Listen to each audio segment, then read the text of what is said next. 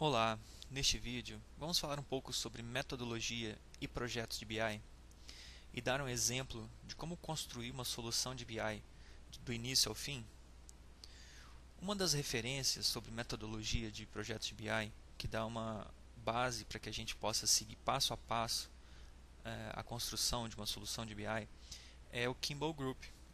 Esse grupo de pesquisadores, eles são responsáveis pela definição da modelagem multidimensional e eles publicaram uma série de livros com melhores práticas.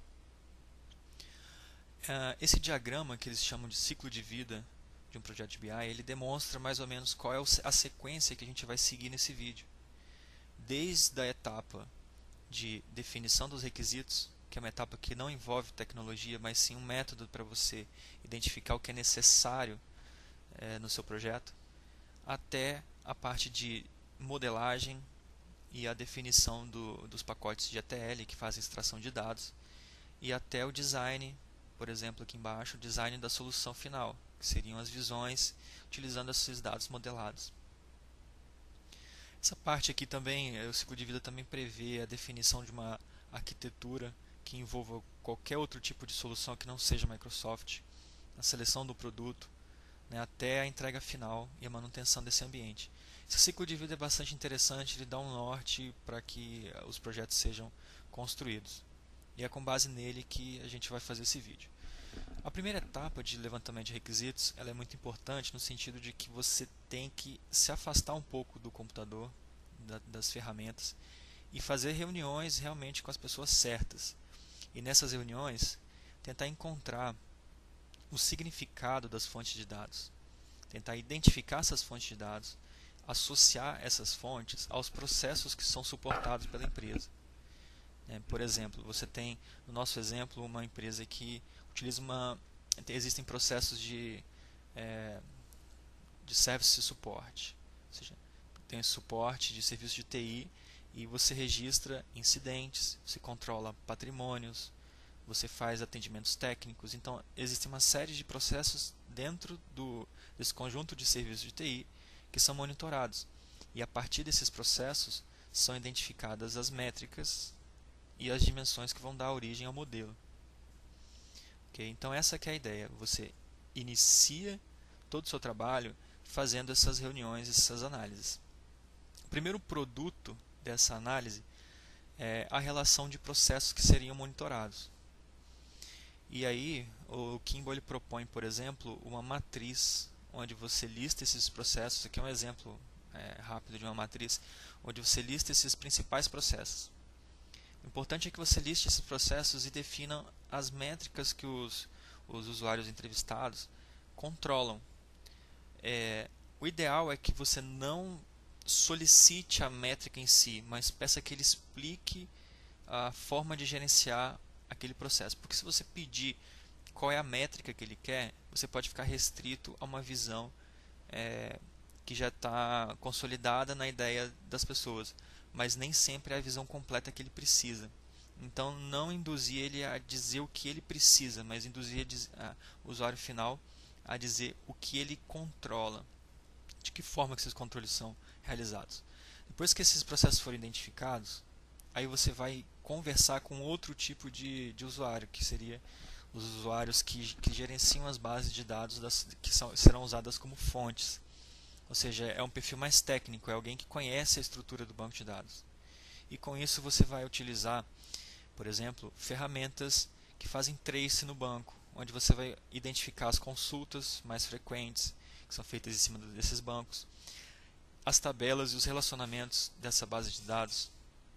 E com base nisso, através desse profile, desse trace do que é feito no dia a dia desses sistemas, você consegue identificar as dimensões. Okay? E aí, com as dimensões identificadas, você consegue relacionar quais são as dimensões que são utilizadas em cada um dos processos. E aí você monta essa matriz. Okay? Então, a etapa inicial do processo de BI, que é o levantamento e definição de requisitos, é basicamente isso: entender a terminologia, entender as principais métricas e identificar a estrutura de dados dos sistemas que serão usados como fonte de dados. Com isso, você pode começar a desenvolver as primeiras etapas do seu projeto. O que teria nesse projeto? Por exemplo, no nosso exemplo, a gente começa na primeira fase trabalhando com os pacotes ETL. Esses pacotes ETL precisam, como primeira fase, de criar algumas dimensões dentro do banco de dados. Então, uma das técnicas é essa. Uma das recomendações é que, ao invés de você fazer todo o tratamento no momento do ETL, você possa criar visões, criar views dentro dessas bases de dados de origem, e essas views elas fariam o primeiro tratamento, ou seja, você selecionariam as primeiras informações que você vai importar para o seu Data Warehouse. Então, aqui um exemplo de um projeto, ele pode estar dividido da seguinte maneira. Na primeira, teriam 3 divisões. A primeira parte se preocupa com a construção do Data Warehouse e a criação dos pacotes ETL. A segunda se preocupa com a construção dos cubos e dimensões. E a terceira se preocupa com a produção das visões, do resultado final que o usuário vai ter. E ainda tem aqui um pacote, uma pasta que seriam os pacotes de atualização, onde você publicaria o resultado final no ambiente de produção. Isso aqui é uma recomendação, uma alternativa para organizar os documentos do projeto. Aqui nessa primeira pasta, a gente tem uma pasta que se chama Scripts. São os scripts de criação das views. Então vamos lá. Eu costumo colocar aqui a primeira pasta um backup do banco de dados criado, do Data Warehouse já criado. Aqui na segunda pasta teriam as dimensões. Então cria-se um script aqui de ETL dim, de dimensão. O que teria nesse script inicial do projeto? Teríamos a construção das views. Essas views estariam sendo publicadas e implementadas no ambiente relacional, na base de dados onde seria a fonte de informação. Então a gente teria aqui a base de dados de produção, no dia a dia, onde teria os registros dos atendimentos, no nosso caso, de serviço de suporte, e teríamos aqui outra base relacional, que seria a base já modelada, a base multidimensional. Ok?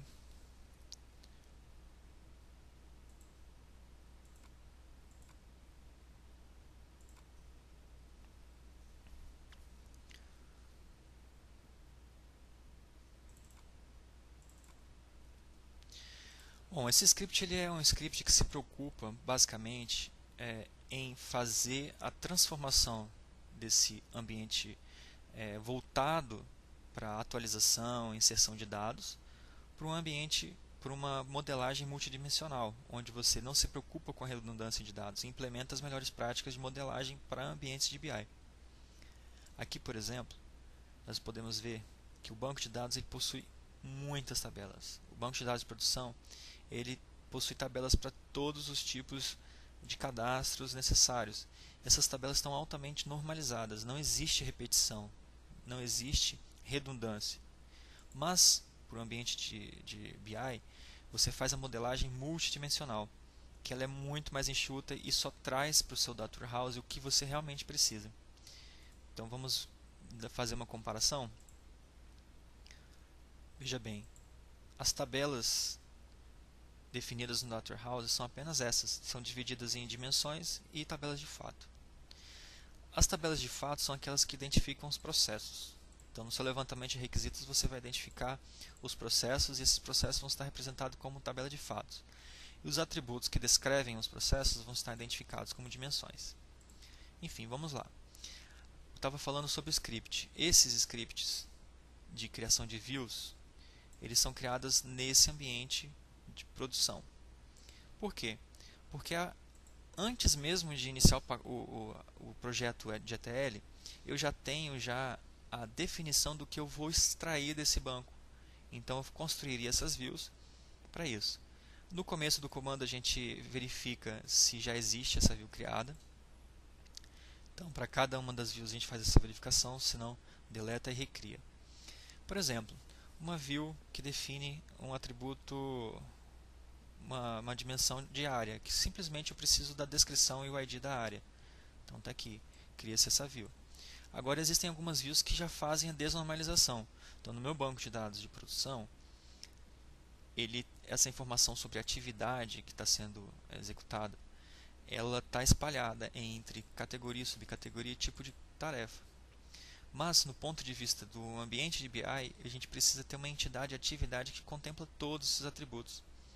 Então, você faz uma desnormalização, cria uma view onde essa junção já é feita e fica pronta para ser usada no seu pacote ETL. E isso é feito para todas as views, para todas as dimensões. Além de fazer essa junção, ou seja, dessa desnormalização, na hora de criar essas views já é importante você aplicar algumas regras de negócios que foram identificadas nas entrevistas. Por exemplo, transformação de flags. Você identifica o significado de algumas flags dentro do sistema e já traduz isso para um valor que é representativo nas suas análises. Por exemplo, trata a questão dos valores nulo. Faz replace em alguns caracteres especiais para melhor apresentação na tela.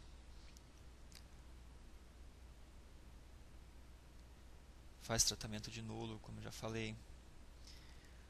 Aplica regras de negócio, isso aqui é muito frequente, o uso do case para aplicar regras de negócio, onde você cria uma condição e a partir da condição você dá um significado para ela, concatena algumas coisas para facilitar a exibição. Veja, concatenação de campos. Enfim, você prepara as suas views para que elas sejam quase que a fonte de dados perfeita para que você possa importar para dentro do seu ETL. Uma das dicas é fazer o máximo possível dessas manipulações, por exemplo, fazer tratamento de tipo de dado, fazer caching em tipo de dado, fazer tratamento de nulo, a capitalização de alguns valores, botar tudo em maiúsculo ou não, já dentro dessas views, para que na hora que você importe, você não precise fazer isso no pacote ETL, que facilita muito e deixa ele muito mais rápido. Ok, então existe um script inicial que trata das dimensões, cria-se views para que as dimensões possam ser importadas para o Data Warehouse. Um segundo script importante, que eu costumo separar, é esse script ETL. Esse script ETL de tabelas de fato, ele se preocupa com as maiores tabelas do ambiente, que são as tabelas que armazenam a informação, as transações dos processos que a gente identificou. Então, dentro do nosso modelo, a partir do levantamento de requisitos, por exemplo, nós identificamos a tabela de fato de requisições, que são as solicitações de fato, a tabela de fatos de patrimônio, ou seja, quantidade de equipamentos que você tem, as requisições solicitadas por esses equipamentos, alguns outros processos de pesquisa, por exemplo, controles de tempo e tudo mais. Mas o fato é que na hora que você cria a view que vai ser usada para ser usada na importação e criação dessas tabelas de fato no ambiente multidimensional, você se preocupa em trazer as chaves estrangeiras de todas as dimensões que você vai relacionar esse processo. Então, voltando lá para o nosso modelo, para a nossa metodologia, então você tem um processo e você identificou no seu levantamento de requisitos que esse processo se relaciona com algumas dimensões. É nesse momento da construção da view da tabela de fatos que você vai relacionar as chaves estrangeiras dessas dimensões. Okay? Sendo que você pode ter inclusive mais de uma chave estrangeira relacionando com uma tabela. Por exemplo, temos aqui duas colunas de data, provavelmente elas vão se relacionar com apenas uma tabela de dimensão de data. Dois AD grupos que vão se relacionar com a mesma tabela de grupos, porque você pode ter esses relacionamentos duplos. Uma outra tratativa que é importante ser feita nesse momento é nunca levar valores nulos para a tabela de fatos. Sempre faça o tratamento dos nulos e leve -1. E aí depois, na sua dimensão, crie um registro com o código -1 para que você tenha um controle absoluto sobre o que apresentar quando não tiver informação na sua tabela de fatos. A segunda parte da tabela de fatos é o que a gente chama de Junk Dimensions. São aqueles atributos que não vale a pena você criar uma dimensão específica para eles, seja porque eles possuem poucos valores, ou seja porque eles ocupam pouco espaço.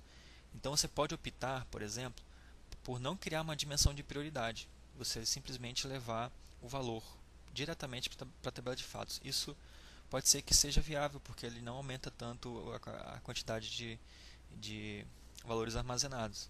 Então, aqui, prioridade, impacto, urgência, uma flag qualquer, normalmente essas flags você pode levar para dentro da tabela de fatos sem ter necessidade de criar uma dimensão específica para isso. E por último, a tabela de fatos sempre tem um conjunto de métricas, que são os valores numéricos que vão ser agregados na hora da construção dos cubos, né? Então esses valores numéricos eles podem sofrer alguns cálculos já desde o início. Você não precisa fazer esses cálculos na hora de construir o cubo. Você pode já criar essas colunas que fazem esses cálculos, esses tratamentos com base na regra de negócio. Por exemplo, saldo verifica se a verba prevista, o custo total, ele for nulo e coloca a verba prevista. Então faz algumas verificações e aplica algumas regras de negócio. Também aqui nesse momento. E aí faz a junção com todas as tabelas que juntas compõem o processo de requisições.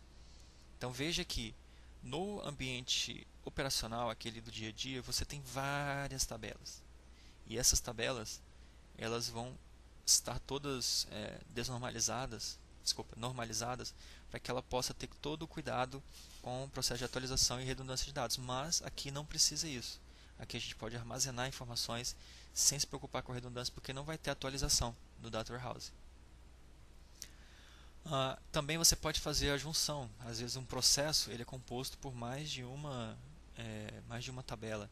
E essas junções são feitas aqui no próprio script de criação da view, que é a view que vai ser usada no processo ETL. No final disso tudo, você tem um conjunto de tabelas de fatos criadas no seu views que representam tabelas de fatos criadas no seu ambiente operacional. Ok, então você estaria teoricamente pronto para iniciar o projeto ETL. Então vamos abrir aqui um projeto ETL. Um projeto ETL utiliza o Integration Services. Okay? O Integration Services tem essa função de extrair informações de uma fonte, uma ou várias fontes, e importar e fazer o mapeamento dessas fontes em destinos, em targets, que seria o caso de extrair desse ambiente operacional e importar no Data Warehouse. Então, o primeiro passo para criar um projeto de ETL é você vir aqui em Data Source, em Package, criar um novo pacote. Esse pacote utiliza uma série de objetos que o Integration Services disponibiliza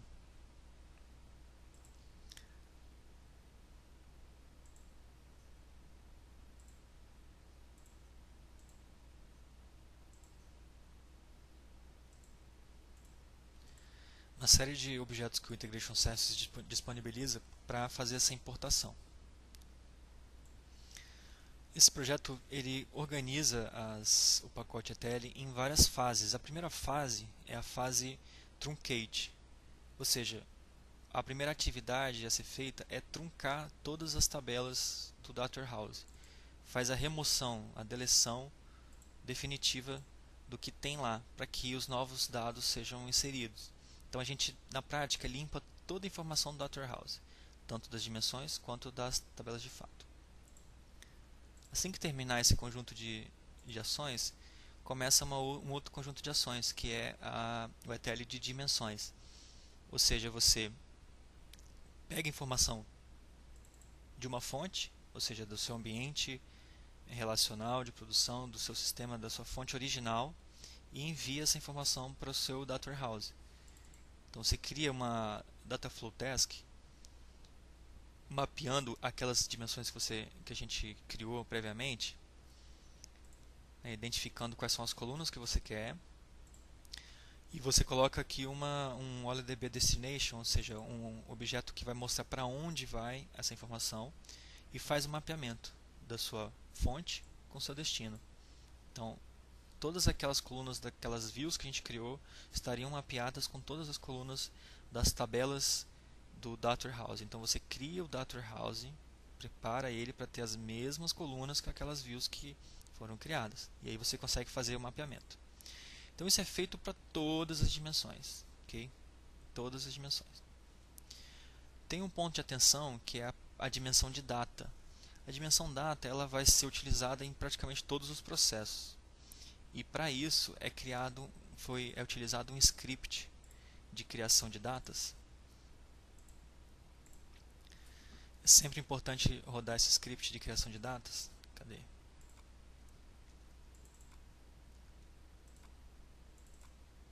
Aqui, ó, GenDate Table. É um script padrão que cria uma tabela de datas com diversos níveis, diversos atributos que identificam a data, semestre, trimestre, mês. Aí depende do critério do negócio, até que nível que ele vai querer detalhar a data. E essa tabela tem aqui, e esse script tem um processo de looping que vai populando essa tabela de data. Ó, a gente vai populando essa tabela de data até um determinado período. E aí esse período você define sob demanda. Por exemplo, eu estou pegando aqui para iniciar a primeira data dessa tabela de datas, vai ser com base na requisição concluída.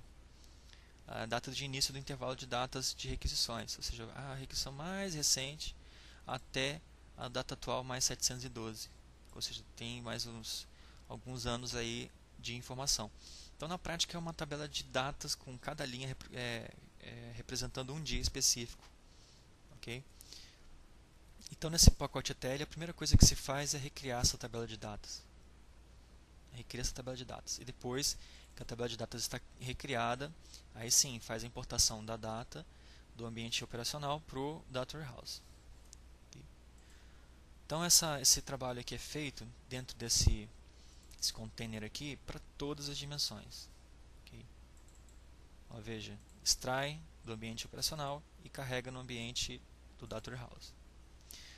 Finalizada a etapa da carga das dimensões, a gente começa a etapa da carga das tabelas de fato, que segue a mesma ideia. Através desse componente, a gente extrai informações do ambiente de produção e carrega essas informações do ambiente para o ambiente Data Warehouse. Essas informações já estão todas modeladas, ou seja, você já fez o tratamento das colunas lá na sua view, então não precisa se preocupar. Tudo que você precisa, os cálculos, as regras de negócio já estão aplicadas na view e a informação vem corretamente. Isso é feito para todos os seus processos. Depois, a gente tem uma etapa aqui que adiciona missing values, adiciona valores que estão faltando. Lembra que eu falei que não é importante não levar informações nulas, que dentro da sua tabela de fatos você faz esse tratamento para evitar levar informação com valor nulo? Por exemplo, aqui, ó, toda vez que encontrar um valor de área nulo, a gente substitui por -1. E aí a gente precisa inserir o significado desse valor -1. Então, na nossa dimensão, na hora que tiver um relacionamento com a chave -1, nós queremos apresentar o valor indefinido. Okay? Muito importante fazer esse tratamento. E é feito essa inserção de valores nulos para todas as tabelas. O mais importante é que a tabela de data. Ó, o que fazer quando você encontrar uma data nula, ó, indefinido, para todos aqueles níveis. Ó, valor, a data inicial, valor inteiro aqui para a data inicial também. Ok? Então o pacote ETL, depois que ele fez a importação das dimensões, das tabelas de fatos e dos valores que estão faltando, que são os nulos, aí vem essa última etapa, que é o processamento dos cubos. Ou seja, o Data Warehouse está populado, então o projeto de BI construído com Analysis Services, que possui as dimensões e os cubos criados, ele vai ser processado. Mas antes de criar o projeto do Analysis Services, isso aqui não vai funcionar, isso aqui tem que vir depois. Então a gente vai voltar para esse projeto e mostrar como é possível configurar isso depois que os cubos estiverem criados. Voltando aqui para o projeto, para as pastas do projeto, a gente já passou aqui por toda essa primeira fase, a fase da construção do Data Warehouse e dos pacotes ETL. Aqui, na segunda fase, que é a construção dos cubos, a gente tem um pacote, um projeto, que é o projeto do Analysis Services. Vamos abrir ele aqui.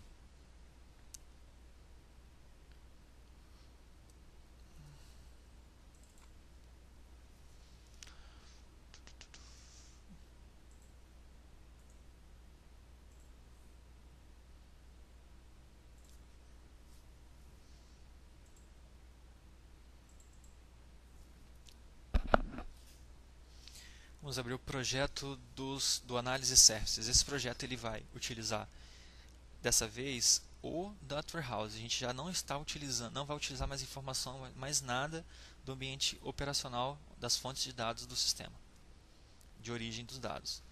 Vai ser tudo a partir do banco criado para o Data Warehouse.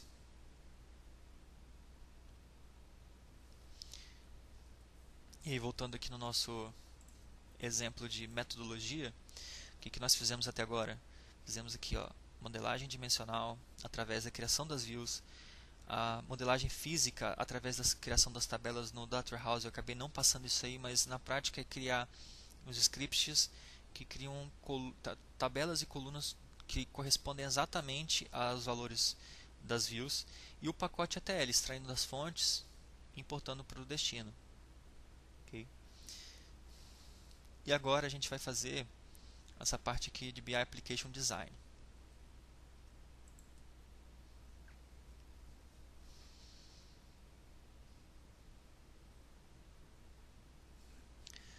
Ok, então está aqui um projeto do Analysis Services. O Analysis Services ele começa aqui, por exemplo, criando a fonte de dados. Você pode trazer informações para criar seus cubos a partir de mais de um Data Warehouse. Então a gente está fazendo uma conexão com o Data Warehouse. Depois que você cria a conexão com o Data Warehouse, definindo aqui a fonte de dados, o servidor e a base de dados, você vem aqui em Data Source Views. O que é a Data Source Views? É uma camada adicional, onde você ainda pode manipular o que você está utilizando. Imagina que você queira criar colunas com regras de negócios adicionais. Você pode pegar uma dessas tabelas que foram importadas do Data Warehouse e ainda incluir uma Named Calculation, que é na prática uma nova coluna dentro das suas tabelas. Você pode criar uma nova tabela em si, uma Named Query, como se estivesse criando uma view dentro do projeto do Analysis Services. A ideia é que você tente fazer o máximo possível fora do projeto do Analysis Services, que ele fique limpo, que não tenha necessidade de criar novas tabelas aqui, mas às vezes é necessário. Então você criaria utilizando esse Data Source View. O Data Source View ele apresenta todas as tabelas do seu Data Warehouse, e aí você pode criar diagramas que mostram seus processos. Por exemplo, aqui, ó, o processo de requisições. Então tem um certo suporte onde tem várias requisições. Essas requisições são descritas pelos grupos que atendem, pela localização, pela atividade que está sendo executada, pelas datas. Okay? Então tem aqui, por exemplo, duas relações onde tem a data de abertura do chamado, tem a data de fim do chamado, então tem mais de uma relação. E aqui os demais processos. Para cada processo, um modelinho foi criado, o modelo estrela foi criado. Okay? Finalizada essa parte do Data Source View e ajustado todos os campos que você queira ainda ajustar, você parte para a criação das dimensões. Então é criado um objeto dimensão para cada uma das suas tabelas de dimensão. Vamos pegar aqui, por exemplo, a dimensão atividade, área, atividade.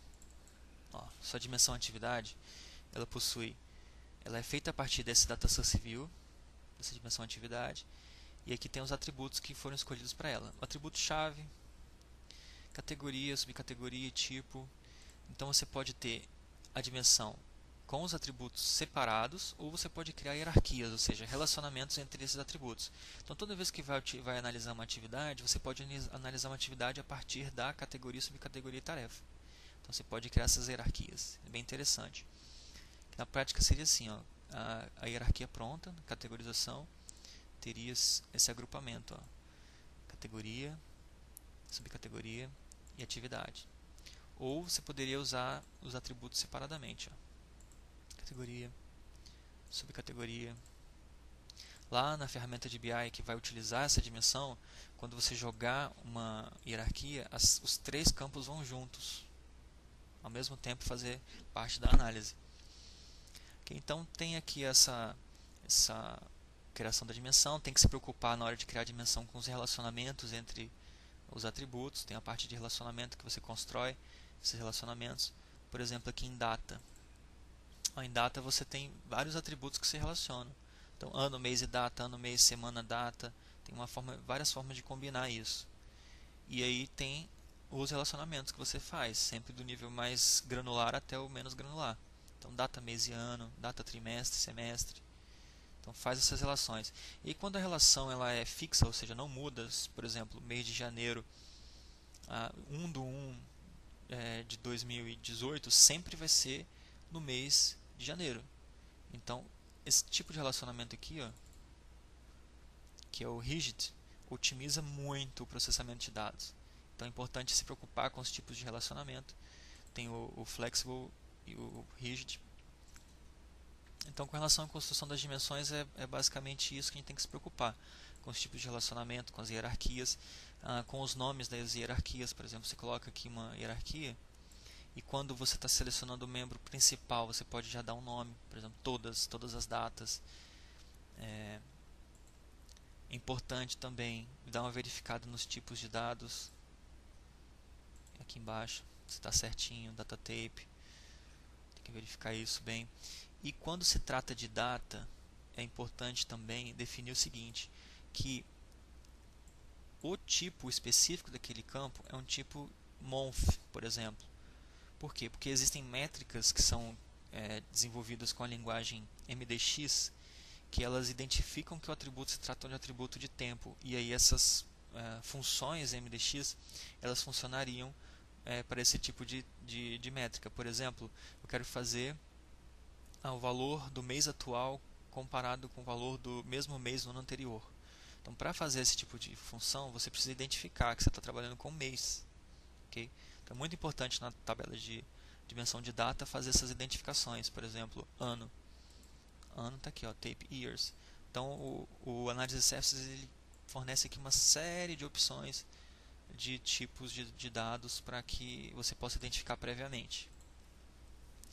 Ok, passando aqui mais rapidamente, a gente parte já, depois que criou todas as dimensões, a gente parte para a criação dos cubos. Então aqui, criando um cubo, esses cubos eles são formados por métricas relacionadas com dimensões. Então está aqui o conjunto de métricas. Okay. O que você tem que se preocupar com as métricas é saber a forma com que elas estão sendo agregadas. Então pode ser que você queira calcular a soma, mas pode ser que você queira calcular simplesmente fazer uma contagem, não somar. Então a forma de agregação, função de agregação é muito importante. A forma de exibir também. Por exemplo, talvez você queira exibição com ponto, com vírgula, colocando vírgula, duas casas decimais. Então tem como fazer diversas formas de exibição aqui. Okay? E aí, uma vez listadas todas as métricas, você pode começar a fazer o relacionamento dessas métricas com as dimensões.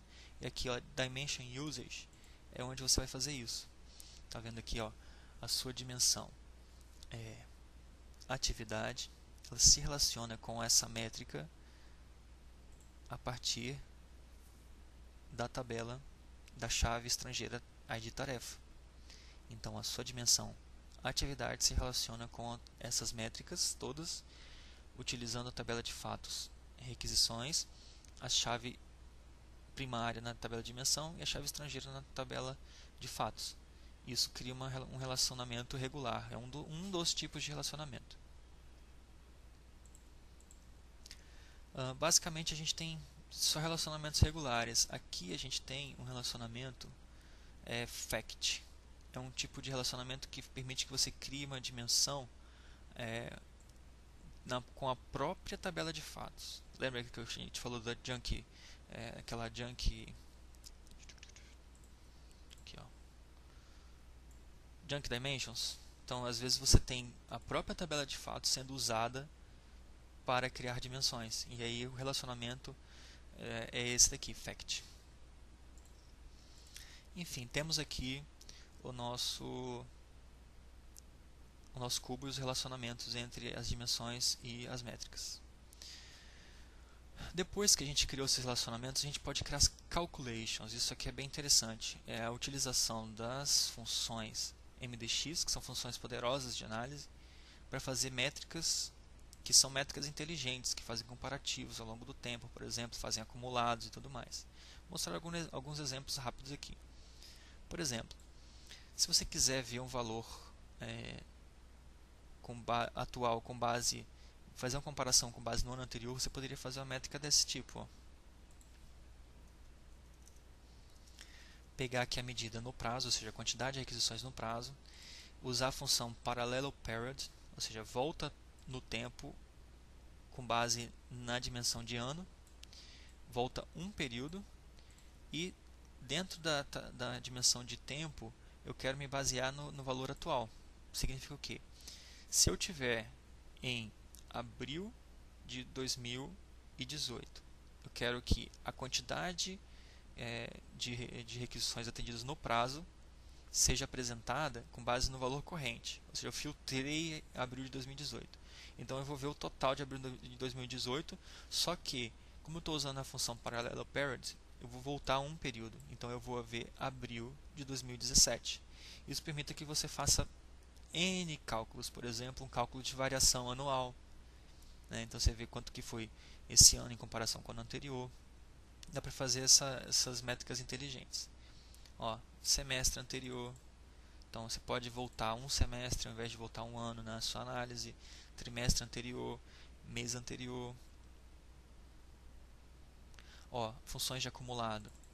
Então você pode fazer um acumulado dentro do ano, ou seja, eu quero saber quantas requisições no prazo eu tive do dia 1º desse ano até a data atual, por exemplo. Então se eu filtrei abril, então de janeiro a abril, então você faria aqui, ó, uma soma. Dentro da soma você usaria esse YTD, Year to Date, faria no caso aqui acumulado do ano anterior, ou seja, acumulado de janeiro de 2017 a abril de 2017. Isso aqui é interessante para você fazer comparações de acumulados. Você poderia ter o acumulado de janeiro de 2017 a abril de 2017 comparado com janeiro de 2018 a abril de 2018.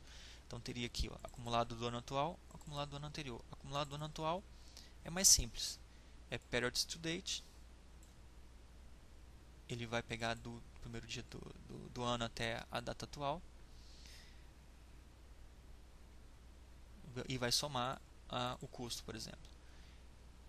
E aqui, ó, acumulado ano anterior no prazo. Vai pegar, fazer a soma do year to date, ou seja, de janeiro até a data, vai voltar no tempo, ou seja, vai voltar em janeiro de 2017 e vai fazer a soma. Vai voltar em janeiro de 2017 e vai fazer a soma até a data atual. Então dessa forma, ó, soma year to date, ou seja, de janeiro até a data atual, só que não faz de janeiro da data atual com base no ano atual, faz com base no ano anterior por causa do paralleloperiod. Então com isso, ó, você faz N funções utilizando a linguagem MDX. É uma linguagem precursora da DAX que a gente vê no Power BI, por exemplo. Enfim, essas possibilidades são adicionadas com a construção dos cubos. Aí tem a possibilidade de criação de KPIs, onde você vai colocar valores para cada resultado. Você cria algumas funções e dependendo do valor que aparecer, ele bota um íconezinho na frente na hora que você estiver utilizando, por exemplo, no Excel. Actions permite que você faça algumas ações. Quando você estiver utilizando o cubo, você tem lá que você pode clicar com o botão direito, por exemplo, no Excel e colocar Actions e vai aparecer essa lista de ações. Aqui, por exemplo, detalhamento de requisições. É uma ação que vai apresentar simplesmente uma lista de campos. É como se quisesse mostrar a tabela que está por trás daquela métrica. Partitions permite que você crie particionamento. Às vezes o seu cubo ele é muito grande e aí você quer salvar uma parte dessa informação em um determinado disco, outra parte em outro disco para ter otimização no armazenamento. Aggregations permite que você pré-compile os resultados. Isso aqui é incrível. Quando você tem uma quantidade muito grande de informação, você pode pegar e calcular o resultado da combinação dessas informações e armazenar, para que na hora que você faça a query, ela já esteja armazenado já de forma agregada. Por exemplo, toda vez que você faz um acumulado mensal, você vai lá, pega os dias e soma, e depois soma todos os meses e você tem o acumulado do ano, mês a mês. E se por acaso, ao invés de você somar dia a dia, depois mês a mês, você armazenasse os valores totais por mês, você teria uma consulta que, ao invés de consultar milhares de linhas, você estaria consultando apenas 12 linhas correspondentes aos totais dos meses. Então, essas agregações elas permitem que você tenha essa otimização. Okay?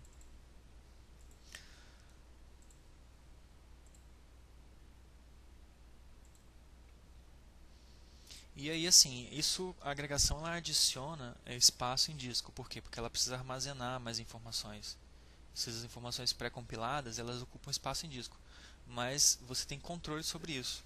Você fala, olha, eu quero que quando chegar em 100 megas de espaço extra, que esse espaço ele seja não seja mais armazenado os cálculos, os resultados definitivos. Eu quero que quando chegue em 100 megas pare de armazenar. Então você tem controle, até certo ponto você quer pré-compilar.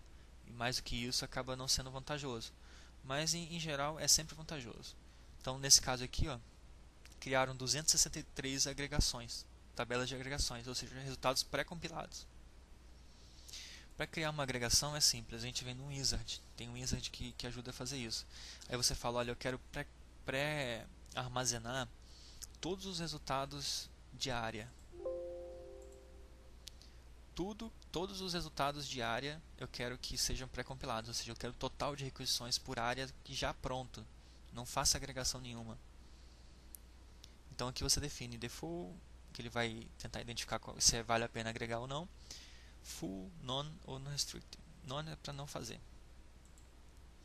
Aqui, nessa segunda fase do Wizard, você pede para contar. Por quê? Porque ele precisa saber a quantidade de elementos que tem dentro de cada dimensão para ver se vale a pena agregar. Imagina que eu tenho aqui participantes, centenas de milhares de participantes. Será que vale a pena pré-compilar resultado de centenas de milhares de participantes? Às vezes não. Mas às vezes, por exemplo, como área tem só 10 registros, opa, vale a pena ter 10 linhas pré-compiladas com os resultados prontos, já para otimizar a consulta todas as vezes que eu for utilizar a área. Então aqui o count ele atualiza as quantidades para refazer as agregações. Aqui, ó, recalculou. E é aqui que você define, ó, eu quero que quando chegar em 100 megas pare de fazer agregação, ou quando tiver uma otimização na performance das consultas, em 30% eu quero que pare, ou senão eu quero que eu vou clicar quando eu quero parar. Ou seja, eu vou acompanhando e eu mando clicar na hora que eu falar que está bom. Vou deixar essa opção. E aí começa a realizar as agregações. Então iniciou o processo.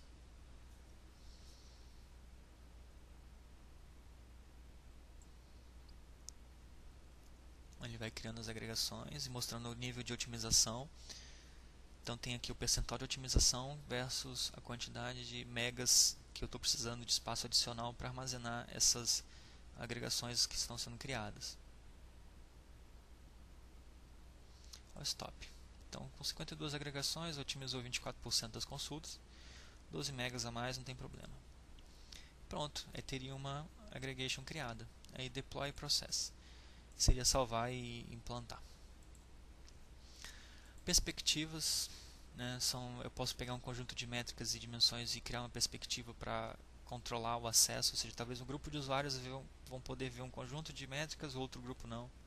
Translations, para botar nomes diferentes para atributos, para facilitar a tradução. E browser, que seria a parte de teste, onde a gente vai vendo o resultado final. Okay? Mas aí é bom até fazer com o Excel, que é mais rápido, mais intuitivo. A gente se conectaria. Uma vez finalizado o cubo, a gente pode fazer o deploy dele, que é salvar ele no banco de dados do Analysis Services. Build, deploy. Uma vez salvo, você pode se conectar via Management Studio nele. Aqui, ó. Se conecta Analysis Services e vai criar aqui uma conexão com o Management Studio. E você vai ter aqui o seu banco de dados multidimensional feito em OLAP, totalmente otimizado para consulta. E você pode abrir o Excel e fazer a conexão nesse cubo e utilizar a tabela dinâmica em cima dele. Okay? Para testar, vamos lá, vamos abrir o Excel, por exemplo.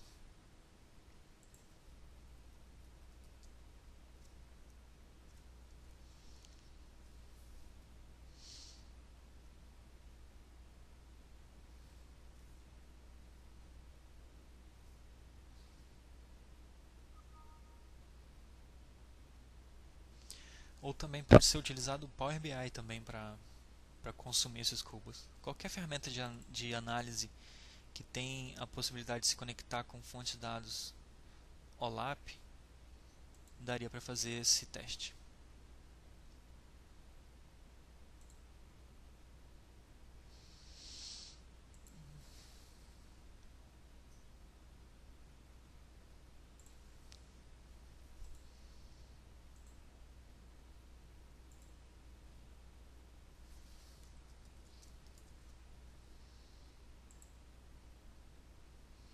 Aqui, ó, nosso banco e os nossos processos representados pelos cubos.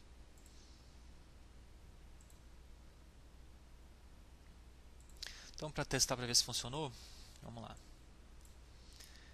Vamos pegar aqui as métricas, pegar aqui quantidade de requisições no prazo e vamos comparar com as atividades. Então, lembra que categorização, que eram aquelas 3 tabelas diferentes, então estão todas aqui, ó. Quantidades de chamados de banco de dados, SQL, atualização, backup e manutenção. E a gente pode combinar com outras colunas, por exemplo, com data.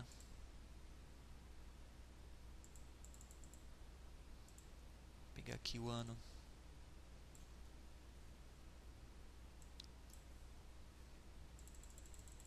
Então tem aqui, ó, quantidade ano a ano.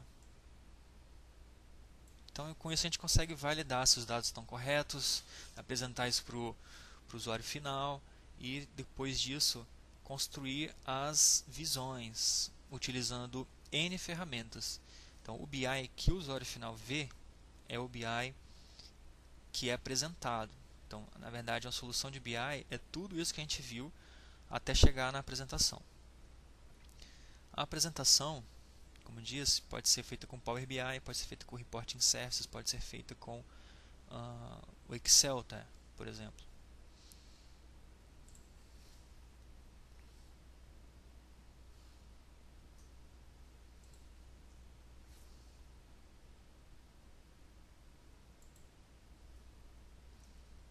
Ok, então vamos mostrar aqui a última parte, terceira fase de um projeto, é a fase de construção dos relatórios. Então tem aqui um SSRS, Reporting Services, e aí a gente vai abrir um projeto desses aqui. A gente está carregando aqui o projeto. Aí tem aqui o conjunto de relatórios que você vai criando no projeto.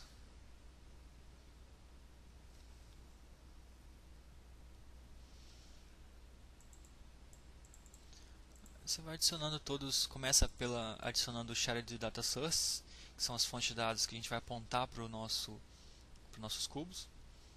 E vai criando dentro da pasta Reports um relatório para cada assunto identificado, para cada modelo discutido com a empresa.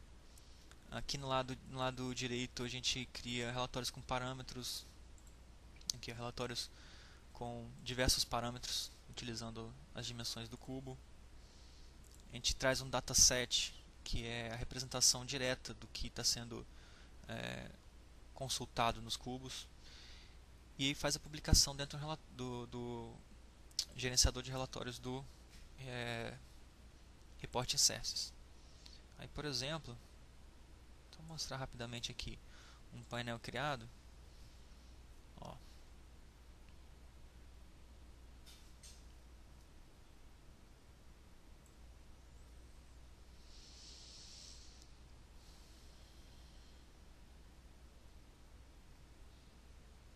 Vamos ocultar os filtros, né? O usuário pode trabalhar com N filtros.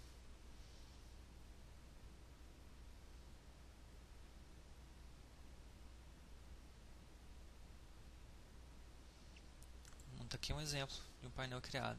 Como a gente não tem muitos dados, né? A gente não consegue diferenciar muito bem. Vamos pegar um outro exemplo. Ao invés disso, a gente pode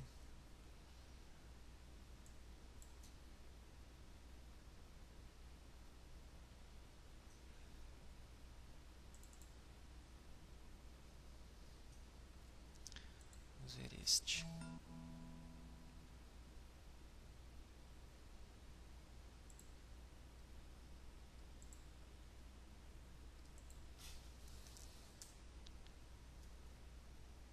Tem aqui uma data onde tem informação. 30 dias, mais ou menos. Não. 14.